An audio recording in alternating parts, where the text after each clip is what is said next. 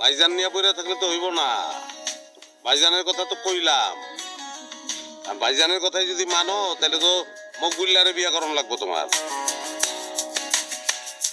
তাহলে তো আমার গ্রাম ছেড়ে যাইতে হইব, কারণ তোমার বিয়া মকবুল্লার লোক হইতাছে, এটা তো দাঁড়ায় দাঁড়ায় আমি দেখতে পারবো না।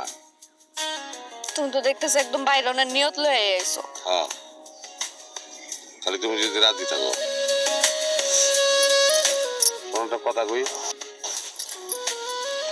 আমি কিন্তু তোমার অনেক শান শকত জৌলুসের মধ্যে রাখতে পারবো না,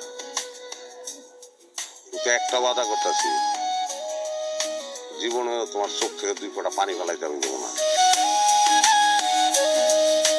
আমার কথাটা যদি বিশ্বাস হয় তাহলে আমার হাতটা ধরো।